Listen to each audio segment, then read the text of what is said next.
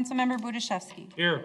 Councilmember Deschler. Here. Councilmember Kaiser. Here. Councilmember LaRoche. Here. Councilmember Parsons. Here. And Mayor Adams. Here. We have a quorum. Thank you. Let's rise for the Pledge of Allegiance. I pledge allegiance to the flag of the United States of America and to the republic for which it stands, one nation, under God, indivisible, with liberty and justice for all.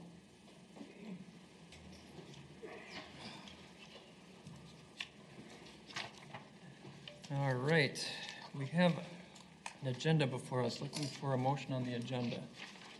Nancy? I'll make a motion to approve the agenda. Okay, thank you. Brendan, you want to second that? I'll second it. Thank you. All members in favor, please say aye. Aye. Opposed, say nay. Motion carries. First item is an appearance. We have Neighbors Recognizing Neighbors Award. Is someone going to introduce this, or should you? I can, Okay. yeah, I can. All right. Thank you.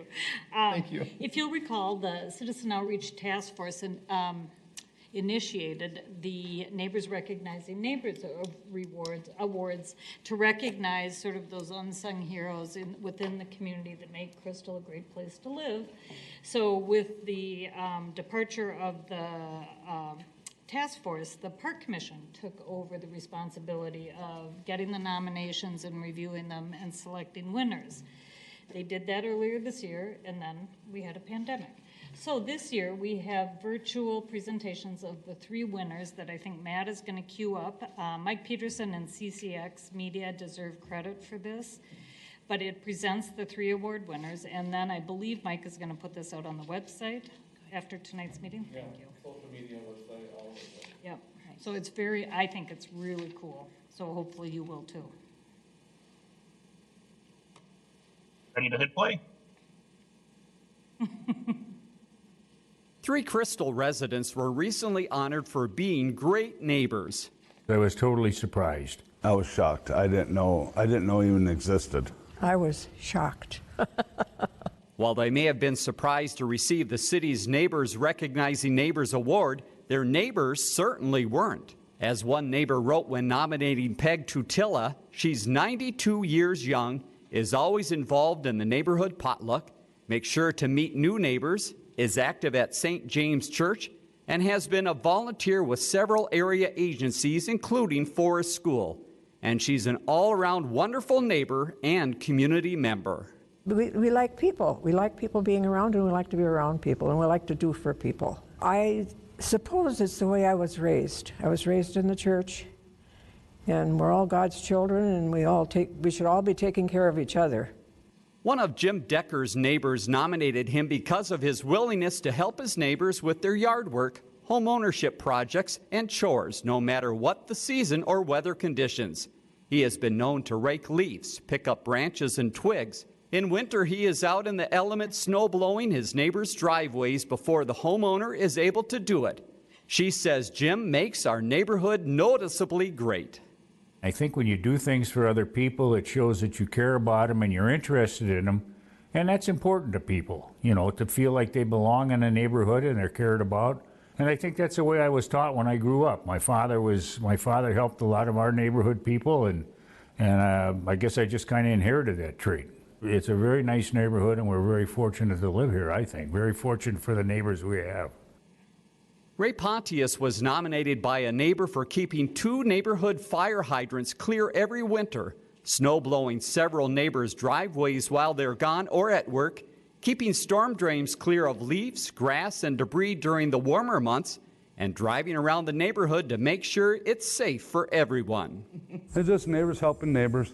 I'm retired. They work all day. They don't need to come home and spend a couple hours on their driveway, and it gives me something to do and help the city out so that they don't have to try to get out here and do it, or the fire department trying to dig these out, just to help people. For these reasons and more, their neighbors and the City of Crystal honor Peg, Jim, and Ray with the city's Neighbors Recognizing Neighbors Award. Hey.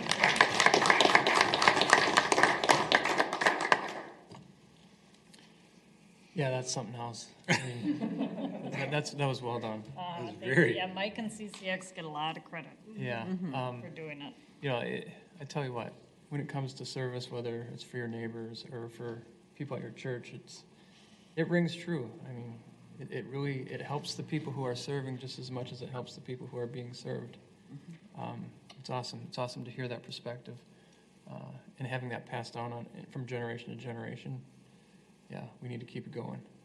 Nancy? I have a task for Mike. This great video, by the way, but I think we need to get some action shots of him secretly snow blowing. That would be great. Get up pretty early for Ray. I love it. All right. I see Ray at Holiday a couple times a week. Next time, I didn't have any idea that he got this, so I'll have to congratulate him. Maybe I'll bow too. Right in Holiday, make a big deal that he was like. Yep. Make sure everybody knows. Yeah. About the neighbors, recognizing neighbors, I know it's a different way of doing it, and I know you publicize it. What time do we start advertising that? Around January or spring? February. Yeah. So keep your eye out on social media if you got neighbors that you want to recognize. Absolutely. Yeah, thank you. That February That's will be great. here in no time. Yes. Therese? This program's going to continue, right? Yeah, Okay, Yeah. Absolutely. absolutely. great. Fits the theme, absolutely. Okay. All right. We have a consent agenda that's next on our agenda. I will read that into the record at this time.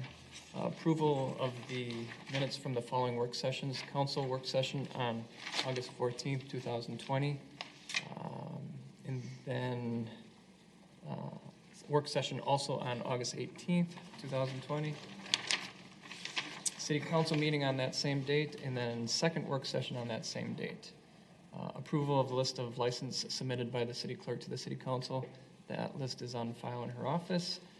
Acceptance of a resignation for Alex Herreid from the Environmental Quality Commission.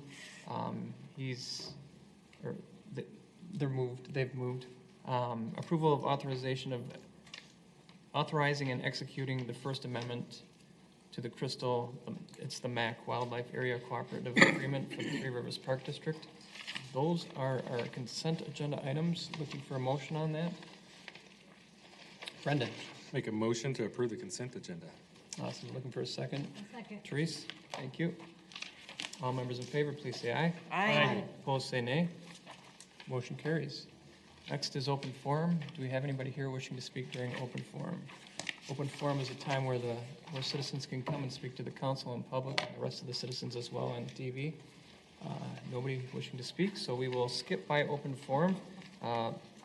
It's a useful tool. If you want it, it's here. Regular agenda. This is where the first item on this agenda is the expenditures for $25,000 or greater. Commercial asphalt company for supplies for the in-house paving project and overlay project is for $35,007. Custom builders for Becker Park, that's payment number 8, $98,108. Golden Valley Joint Water Commission for July water costs is $265,474. Logis monthly application support, Microsoft licensing, and some fiber and tower lifts for $44,934. West Metro Fire Rescue District not relief associations. Boy, I was on that too long, wasn't I? Sorry about that. August contribution to the West Metro Fire, that's $106,380. Met Council Environmental Services for water waste services from September, $137,128. Northdale Construction Company for 2020 utility reconstruction, payment number 3, $354,773. Waste management for July recycling costs, $53,050. Minnesota Pair for employee and city required contributions from pay date 8/21/20, $58,537. Total distributions over $25,000 come to $1,229,833.19. Any questions on any items on this list? Any questions? I just, All right. I just have a comment. Sure. I was at Iron Horse Park on Saturday, and I mean, I just want to say how nice that looks. I mean, it's just really beautiful. Great job. And I know that we did most of that work in-house, so it's just goes to show just the quality and the care that people that work in for city put into projects such as that. So very nice. If you get a chance to get to it, please do. We have all that new construction out there too as well. But the park is absolutely beautiful. Thank you. All right. Looking for a motion on this? Julie? I'll make a motion to approve the expenses over 25,000 as read. All right, looking for a second. John? Second that motion. All right, all members in favor, please say aye. Aye. Opposed, say nay. Motion carries. All right, item number 2, the most meaty item on the agenda. Our finance director, Jean McGann, is here to address the council on this year's proposed budget. Welcome, Jean. Good evening. And Matt is pulling this up here for us.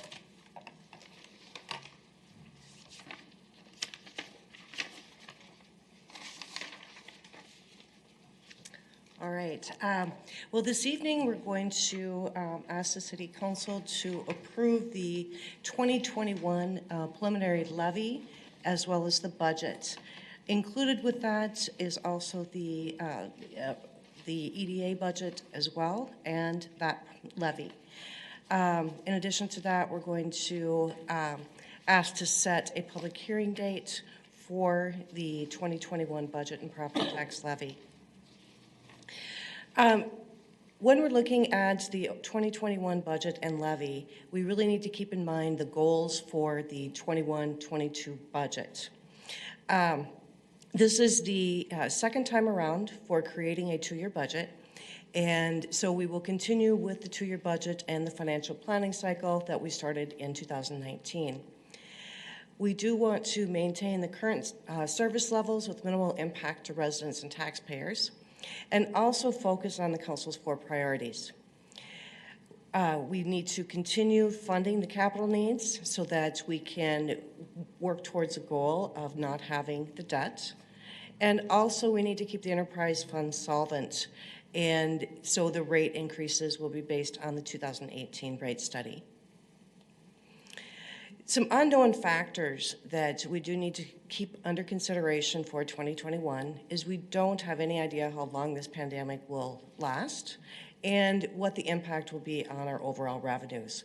We will continue to provide updated information in regard to the 2020 revenues and continue to review 2021 as well. In addition to that, all of the unions are open as far as labor negotiations for 2021. So as we look at the City Council goals, the first goal is the thriving business climate. I won't run through every bullet point on each one of the council goals, however, they are there for your review. The second council goal is strong neighborhoods. And one of the key components to this is really looking at the overall parks master plan and all of the other events that do happen within the city. Now, this is not a complete list. There are many, many other things that happen within the city to create strong neighborhoods, but we did want to highlight several of those. Sound financial policies. I mentioned before that we are the second time around for creating a 2-year budget. In addition to that, the City Council has accepted a long-term plan. For the year 2021, we have updated this long-term plan. And as part of this, we're really focusing on saving for the future, so that we're saving now to make purchases and improvements at a later date. And the last council goal is a welcoming and inclusive community. And once again, there are many things going on in order to make this a very welcoming and inclusive community, and there are a few of them listed on the screen for your review.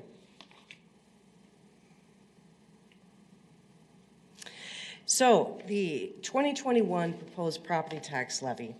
At our last work session, we were looking at about a 6.79% property tax levy increase. Since that time, city staff have reviewed a lot of the revenue information again, and we were able to bring that down to 6.23%. As we go through this presentation, we'll talk about why there's a request for the 6.23%. So if we look at the overall levy increase breakdown, operations is 4.81%. The contribution towards additional capital needs at 1.29%. And earlier this evening, the EDA approved the EDA budget, which the City Council will also be asked to do this evening at an increase of 0.13%. On the right section of this slide, lost revenue accounts for $305,000 or almost $306,000, which is 2.27% of the 6.23% property tax levy increase. In addition to that, wages and benefits accounts for 2.5%. And then we do have a couple additions in the police department, which I will go into that in just a moment. And 2021 is not an election year, so we are seeing a decrease from the 2020 budget year of almost $113,000. Capital contribution increase is $173,843. If you look at the overall general fund summary, it is relatively similar to prior years. The primary difference, I'm going to flip on to this next slide because for 2021, we are implementing the internal service fund contributions.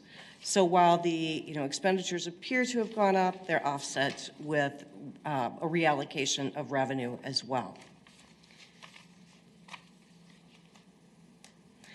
The EDA budget, which the EDA did approve earlier this evening, they are having an increase from $288,399 in property tax revenue to $300,000. As far as the 2021 levy increase components, I think it's important to understand the detail behind the 6.23% increase. So as we look at non-tax revenue increases and decreases, some of the highlights here are the fact that charges for services, we're anticipating a $47,000 decrease just due to the way things are trending at this point in 2020, impacts that we could see with the pandemic as well. And that same theory applies for licenses and permits, where we're anticipating a $66,950 decrease. The city will not be receiving any funding from the school district for the school resource officer, so we are seeing a decrease of $33,000 there. And we are anticipating a little bit of an increase in interest earnings because of the laddering system that we have had. Even though interest rates are significantly lower than what they have been, we do have some longer-term investments that are helping us out a bit. As far as the expenditure increases and decreases, we're seeing wages and benefits, an increase of $338,301. We are asking to add police canine overtime for $7,100. Now, what this consists of is adding an additional canine dog, and the overtime is, essentially required for the care and maintenance of the dog, outside of regular business hours. The assessing contract with the county, that we are also seeing a $26,000 increase there. As I mentioned before, there were a couple different things changing within the police department, and so we're also adding a police mental health program for $35,000. As in 2021, there is not elections, and so we're seeing a decrease of $113,000 there. And we have some other miscellaneous reductions of $21,000, and then there was approval of the West Metro Fire District budgets for an increase of about $58,000 there. So this evening, we're asking you to consider the preliminary budgets and levies. That includes the overall, general levy for the city, the EDA levy, as well as all of the budgets that are involved with that. We're also asking the City Council to set the public input date for October 6th.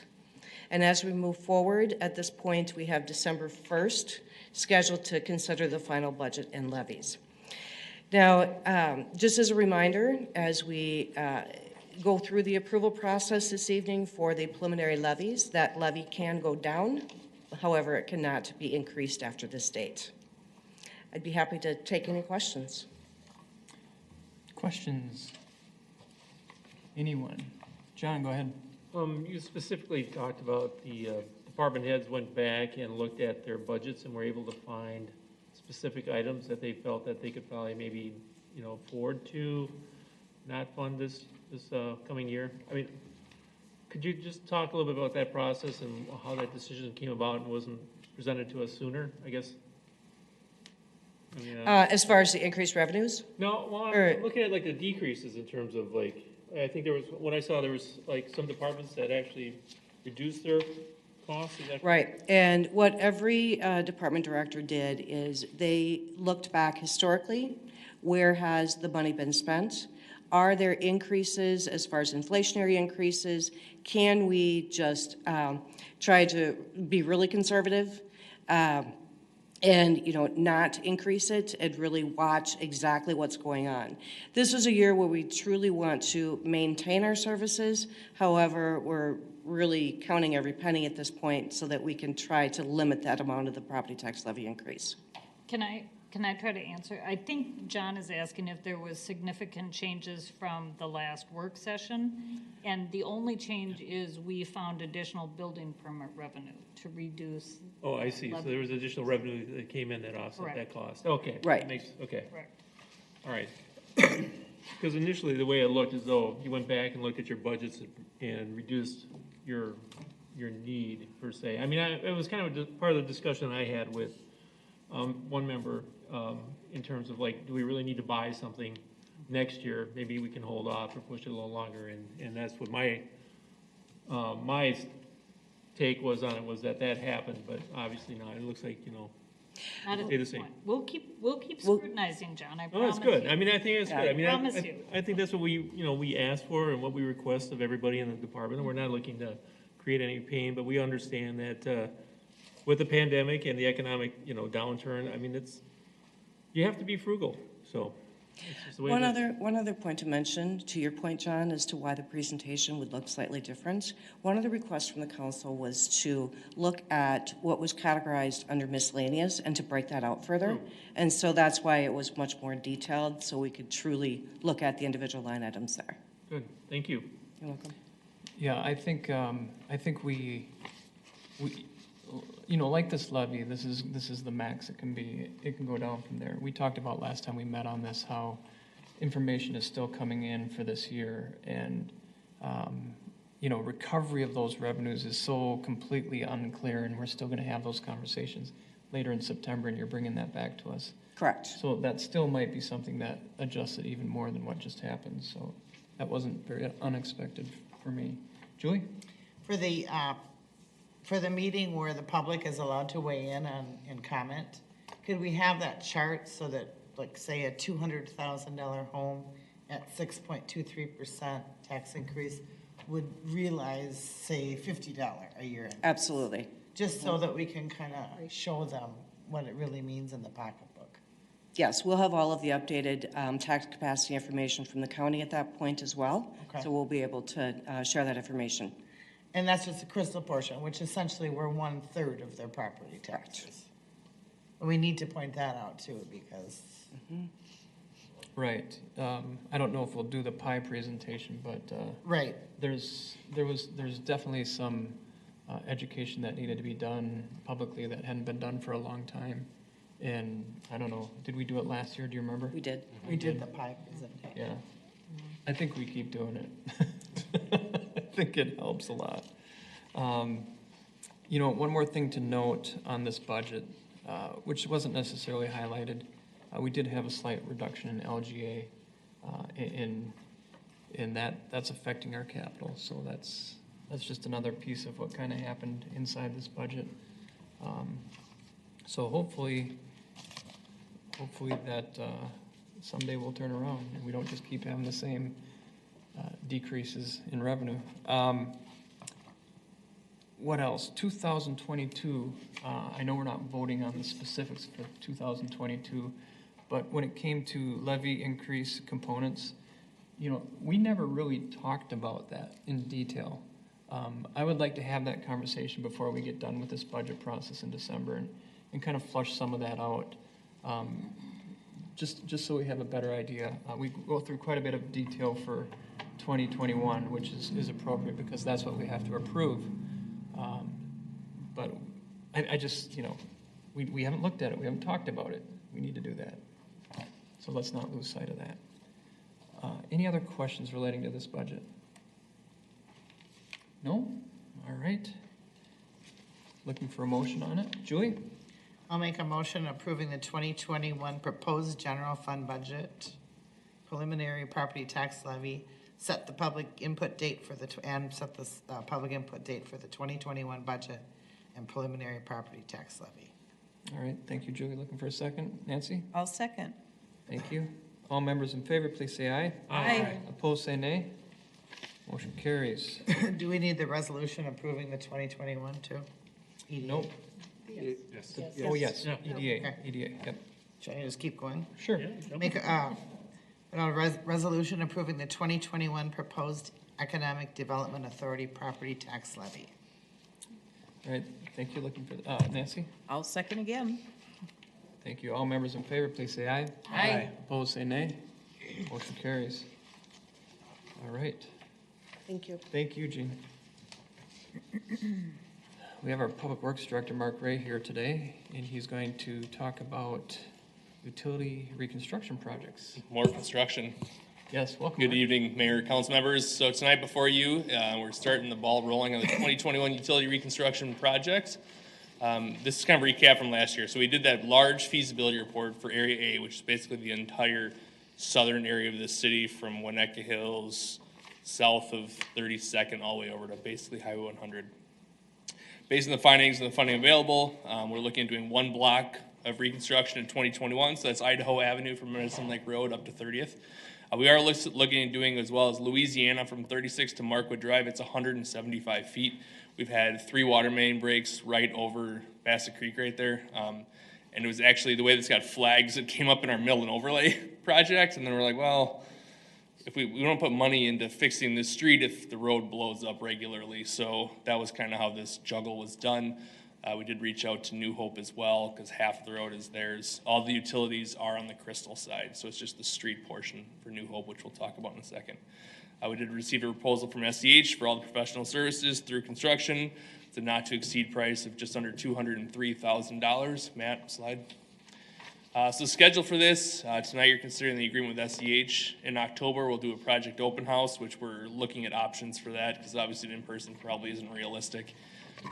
Plus, we're thinking about using some short YouTube videos to kind of provide like segmented information, which will allow us just to leave it online, which can provide information all of the time. So that's what we're noodling on currently, especially because the format now, since there's not assessments there, the conversations, it's really more kind of what are the nuts and bolts of what am I getting into. So that's what we're looking at. Second open house then will be in December. In January of 2021, the council will approve plans and specifications, put it out for bid. February, that is something that's goofy with that slide there. Probably February, March, you'd be awarding the construction contract. Then April and May would be when construction starts. And just like this year, the plan is to get all the paving done in that same year. One other little note to this is the north branch of Bassett Creek goes under Louisiana right there too. So we are doing assessment of the culverts to make sure that those are okay as well. So hopefully they'll be fine and there's nothing to worry about there. From a funding standpoint, all of our utility funds will be used for this as well as the street maintenance fund, and then New Hope will be contributing a portion to the street cost because that's the only infrastructure they have there. As a reminder, this will not use franchise fees because we don't have them in the city or special assessments. Next slide. So again, the item before you is a motion to authorize the professional services agreement with SEH for the services related to the 2001 utility reconstruction project. Any questions? Questions for Mark? All right. Great job. Brendan? All right, go ahead. I make a motion approving authorizing the professional services contract for the 2021 utility reconstruction project. All right, thank you. Looking for a second. Julie? Second? Thank you. All members in favor, please say aye. Aye. Opposed, say nay. Motion carries. All right, next is conversation about a hockey rink at North Lions Park. Our recreation director is here. Welcome, John. Well, good evening, Mr. Mayor, council members. We're here tonight to continue our discussion of a hockey rink up at North Lions Park.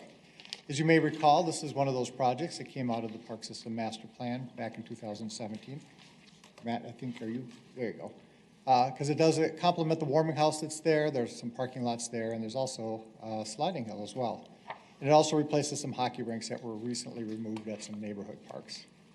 Next. As you can see, this is North Lions Park and where the location of the skating rink will be. Next.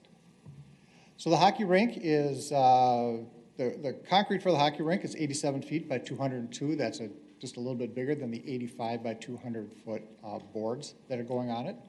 It is a 6-inch thick reinforced slab with 8 inches thick on the outside edges. And then there is a connecting sidewalk that's a standard 4-inch thick sidewalk. The capital budget for this is $250,000. We were here a couple of months ago talking about some lighting and dasher boards, which were $70,000. Next. So the remaining project budget is $179,568. We did get 2 quotes to do the concrete work out there, and the lowest quote came in from Ultra Concrete at $121,630. So we're here tonight to approve a resolution entering into an agreement with Ultra Concrete to install a concrete hockey rink and sidewalks at North Lions Park in the amount of $121,630. That is the report. Any questions for John on that? Nancy? I have a question, John. I know that with this concrete surface, is this a year-round play area now? Yeah, we Could can it use be? it for summer programming as kind of Nice. a sport court kind of thing. And I think there's a lot of options for summer use as well. That's great. Excellent. Is John? it lit as well at night? It is. Okay, thank you. Sorry. John? Did we save any money on the dasher boards in the lighting when we had that bid, do you recall? Well, we bought those off state contract. Okay. That was here Oh, I see. about a month or so ago. Okay. But there wasn't any kind of cost savings that we realized by doing that? No, we realized the savings by, installing the dasher boards ourselves. Okay, good point. Thank you. Julie, did you have something? Yeah, and did we do some talking with residents in the area, and do they want a hockey rink? Yeah, well, that was, coming out of the master plan, that was a very positive thing, just to have, that kind of an activity up there, because there really isn't a good skating rink up there. Okay, And people that have stopped by already, they've been asking Pretty excited. questions, seem to be pleased with what's going on. well, it's gonna be close to Ryan, it's great, but I just want to make sure that that's a good use of the money in the park. The one at Welcome Park is busy all the time. I mean, I hear them over there having a great time, and the lights are controlled too, so, I mean, they get used. I mean, Yeah. these hockey rinks get used, and the kids, I mean, a lot of times they don't even use the warming house. I mean, they just put their skates on right out there in the snow and right onto the ice, Yeah. Yeah. So, I mean, I hear them over there having a blast, Well, good, I'd like to hear that. yeah. Well, I'll definitely make a motion if there's no more questions. Yeah, you should. Jump on it. Yep, go ahead. Okay, Yeah, Ward 4, jump Yeah. over it, yeah. I'll run the meeting there, John. Thanks. Go ahead, Julie.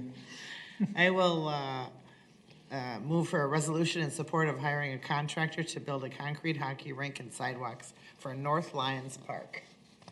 All right, thank you, Julie. Nancy? I'll second that. All right, thank you. All members in favor, please say aye. Aye. Opposed, say nay. Motion carries. Thank you. Hockey. Anybody remember the last time they played hockey? I You can? Yeah, Recently? last winter. Really? I think mine was 3 winters ago, and I remember catching a puck in the wrong place. It was like the shin. Well, it's modified hockey, but. It was supposed to be, but it's still. Puck and a stick and skates. Well, Nice. That's Yeah. hockey, right? Right.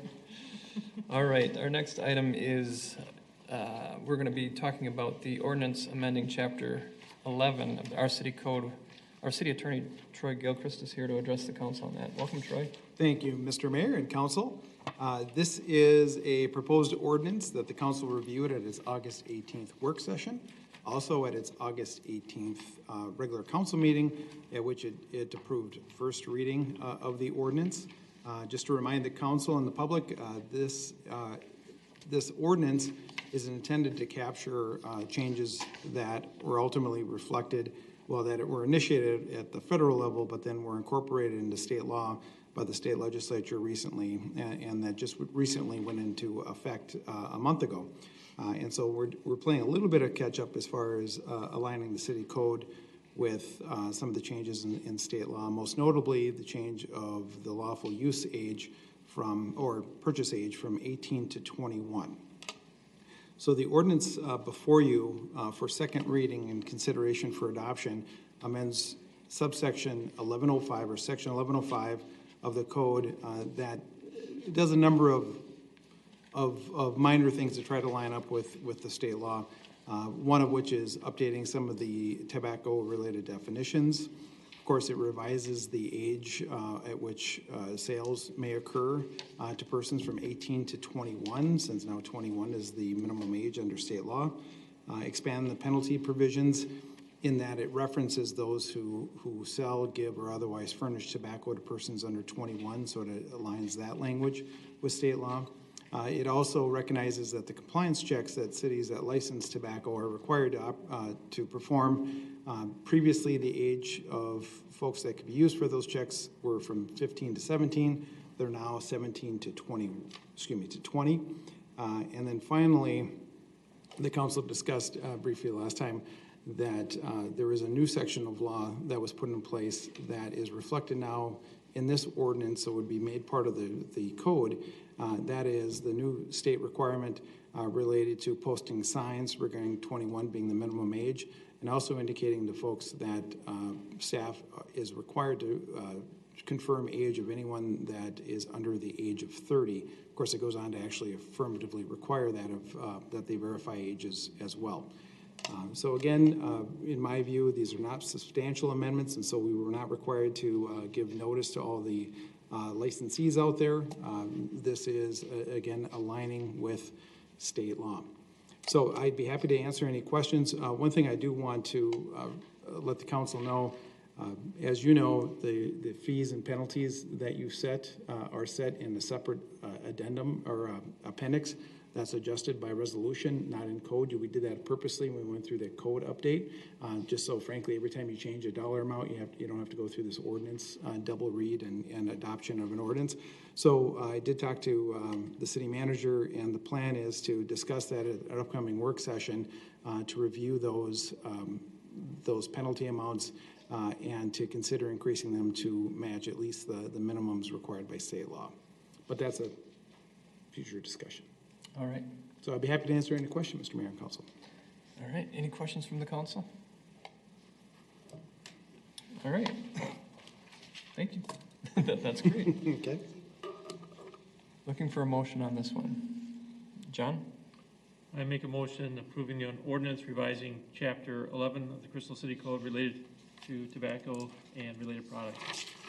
All right, thank you. Looking for a second. Brendan? I'll second. Thank you. All members in favor, please say aye. Aye. Opposed, say nay. Motion carries. Looking for summary language motion. John, you want to hit it? Make a motion for a resolution approving summary language for publication of ordinance number 2020-04. All right, thank you. Brendan? I'll second. All right. All members in favor, please say aye. Aye. Opposed, say nay. Motion carries. That is it for our regular agenda today, this week. We do have one announcement. The next council meeting is September 15th at 7 p.m. here at Crystal Chambers here at City Hall. Chrissy, do we still need election judges? Currently, Mr. Mayor, we are receiving quite a few applications, and we are reviewing those right now and evaluating staffing. So I would say at this point, we're okay. We're okay. Awesome. Thank you. Thank you. All right. That's all we have. Any other announcements? Nancy? If I could help, just to help promote Chief Revering, I saw that Crystal Police had put up a social media post today about Night to Unite. We did. In case, Mr. Mayor and Council, if you have not seen it yet, we have unfortunately decided to cancel Minnesota Night to Unite in the city of Crystal due to COVID. However, we are planning on doing what we're going to call a big-time brigade, if you will, of you didn't want to tell me that looked ridiculous? You're all looking at me funny. Okay, so now I'm on camera with it looking funny. Anyway, so You'll be okay. Thank you. So more to follow with that. We will definitely be promoting it on October 6th, and obviously we want to make sure that you're aware too, because that is a council meeting night, but we're hoping to have it prior to your council meeting. Be nice too, because it gets darker early by then. Exactly. Yeah. Yep. All right. Well, thank you. You're welcome. Anything else from any other council members? All right. Looking for a motion? Nancy? I will make a motion to adjourn. Thank you. Looking for a second? John? So moved. All members in favor, please say aye. Aye. Opposed, say nay. Motion carries. All right. Good night, everyone. Thank you for attending.